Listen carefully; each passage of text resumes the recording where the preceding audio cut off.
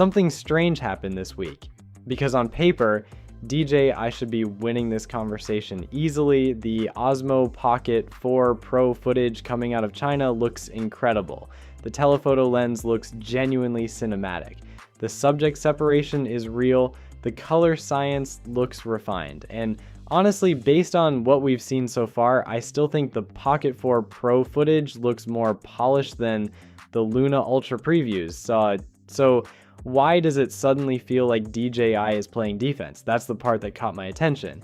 Because after watching the synchronized creator uploads, the sudden teaser campaign, the aggressive timing, and then looking deeper into what's happening around the US market, I started realizing this may not actually be a normal product launch anymore. And the strange part is, I don't think Insta360 is DJI's biggest problem right now. I think uncertainty is. Let me explain. 2 years ago, if you wanted a pocket gimbal camera, the decision was basically automatic. You bought DJI. That was it. The Pocket line dominated this category because DJI had something nobody else really had at the same level. Image quality, stabilization, software maturity, accessories, reliability, and most importantly, trust. People trusted DJI products to work. And the Pocket 3 especially pushed that reputation even further. The 1-inch sensor changed the category completely. Suddenly, these tiny pocket cameras weren't just good for the size, they actually started looking legitimately cinematic in good conditions, which is exactly why the Pocket 4 Pro looked so exciting when the first creator videos started appearing. And those creator uploads were not random. Multiple Chinese creators suddenly started posting polished hands-on videos almost simultaneously. Same timing, same rollout structure, same polished footage style. DJI clearly organized a coordinated early access campaign. Now to be clear, companies do this all the time. Apple does it, GoPro does it, everyone does it. But this one felt unusually urgent. And the timing matters because it happened almost immediately after Insta360 started generating massive attention around the Luna Ultra at NAB 2026. Think about the sequence here. Insta360 shows a dual lens pocket gimbal camera with a detachable screen, Leica branding, telephoto capability, modular workflow flexibility, and rumored 4K 240 frames per second recording. Suddenly, the entire compact camera space starts talking about Insta360 in a way we honestly haven't seen before. And then DJI responds very quickly with creator previews heavily focused on one thing: image quality, especially the telephoto lens. That's important because DJI knows exactly where their advantage still is: experience.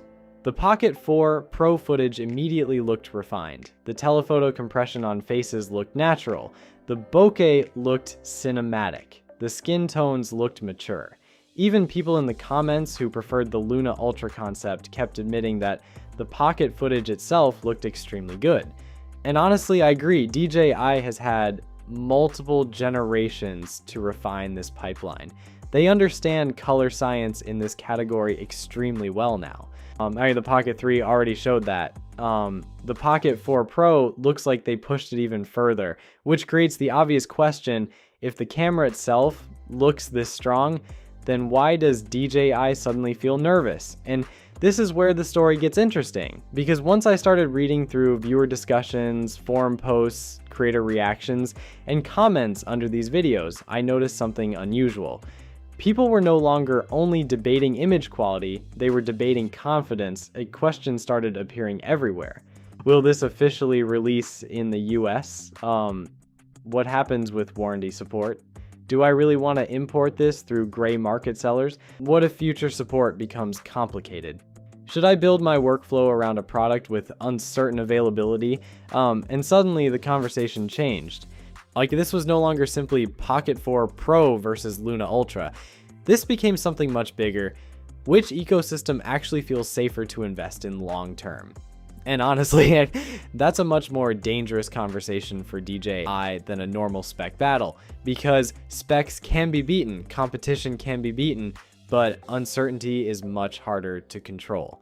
Now, before I go further, I want to correct something important that I mentioned in one of my earlier videos. The Pocket 4 Pro actually did receive FCC authorization initially, but later, the authorization appears to have been terminated, and that distinction matters a lot, because it changes the conversation from DJI never submitted the device to something changed after approval, and once you understand that, the timing of everything suddenly starts feeling very different. Because from DJI's perspective, this is no longer just about making the best camera. It's about maintaining confidence in the ecosystem. That's the real issue here. For years, DJI products felt extremely predictable. You knew how the launches worked, you knew accessories would come, you knew firmware support would continue, you knew retailers would carry the products, and if something went wrong, there was an established system behind it. That confidence became part of the reason people bought DJI in the first place, but now, especially for US buyers, there's friction entering the process, and friction changes consumer behavior much faster than people realize. Think about this psychologically. Imagine two cameras exist. One may have slightly better footage, better processing, better color science, but the other one is officially available, easy to purchase, fully supported, stocked, normally covered by warranty available through standard retail channels. For a huge percentage of buyers, especially casual creators and professionals who depend on reliability, that simplicity matters more than a slight image quality advantage, and I think DJI understands this. That's why the Pocket 4 Pro creator rollout felt unusually aggressive, because DJI knows something very important. For the first time in years, people are hesitating before automatically choosing DJI. Not because the products became bad, actually the opposite. The Pocket 4 Pro looks extremely impressive, but being impressive and feeling safe to invest in are becoming two different things, and this is exactly where Insta360 suddenly becomes dangerous. Honestly, it's not because the Luna Ultra is guaranteed to beat DJI technically. We genuinely do not know that yet. In fact, based on the footage we've seen so far, I still think DJI may have the stronger image pipeline overall. The Pocket 4 Pro telephoto footage especially looks very mature already, but Insta360 doesn't necessarily need to fully beat DJI in image quality to become a serious threat. They just need to remove friction. That's it. And the Luna Ultra is strategically designed around exactly that. Look at how people reacted to the detachable screen feature alone. Some viewers dismissed it immediately as a gimmick, others said you could already do similar things with a phone and an app, but a surprisingly large number of people instantly understood the workflow advantage. Mount the camera somewhere difficult, walk away with the screen, frame remotely, control the gimbal, monitor the shot without attaching your phone.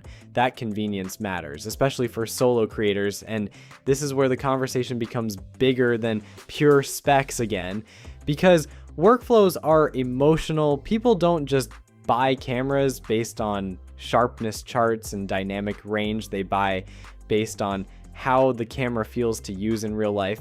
And right now, Insta360 is positioning itself as the more flexible, easier, less complicated option. That's smart.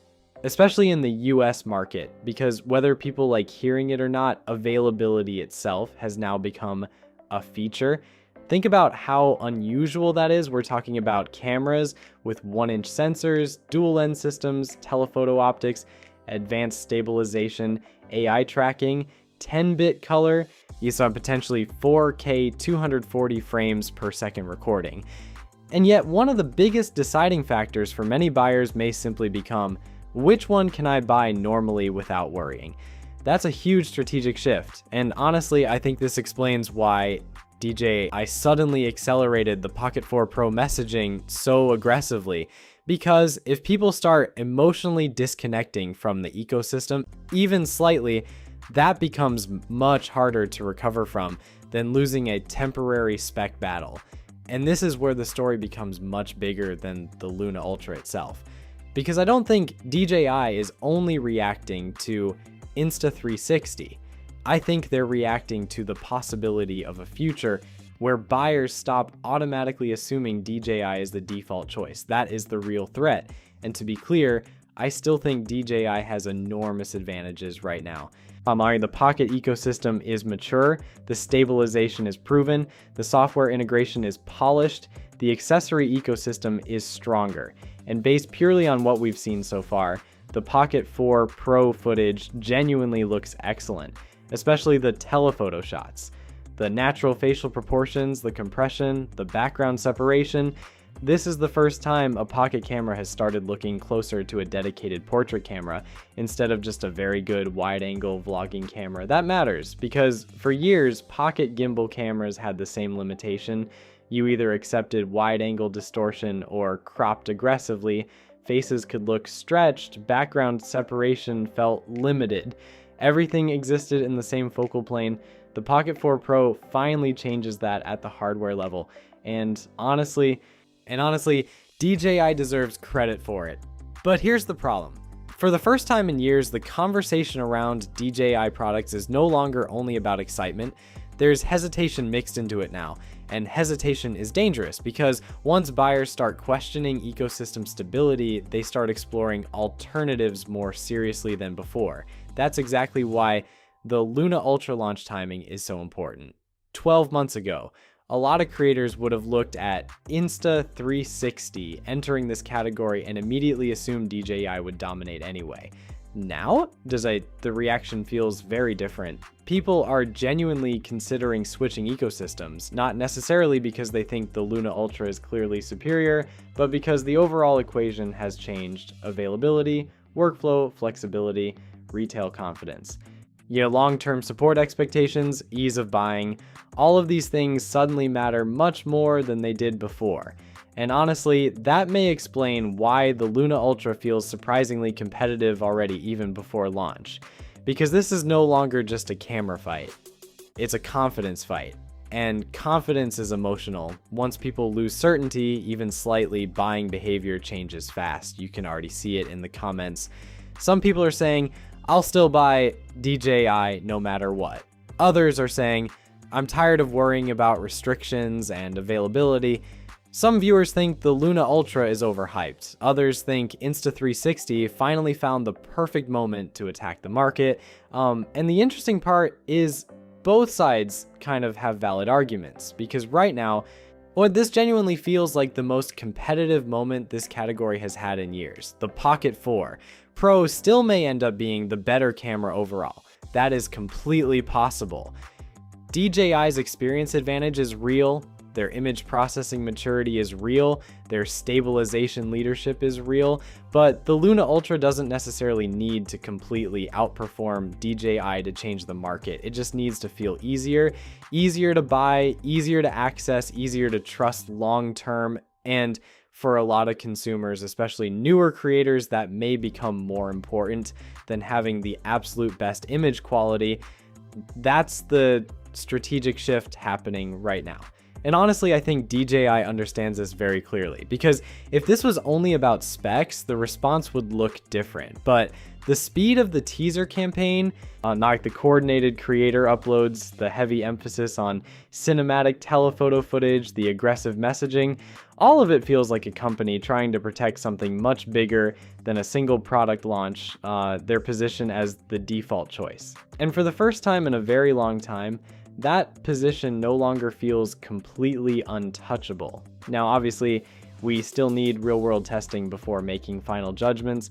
We need uncontrolled low-light footage, real autofocus tests, battery comparisons, stabilization tests at full zoom, thermal performance, long-term reliability. None of that is proven yet, and the Luna Ultra itself hasn't even officially launched at the time of recording this video. But something has clearly changed in this market. For years, the question was, can anyone compete with DJI? Now the question is becoming, which ecosystem actually makes more sense moving forward? And honestly, that may be a much bigger problem for DJI than Insta360 itself. So now I'm curious what you think. If both cameras launch tomorrow officially in your country at similar pricing, which one would you actually buy? And more importantly, does availability now matter more to you than image quality? Because I think that answer is going to shape this entire category over the next few years.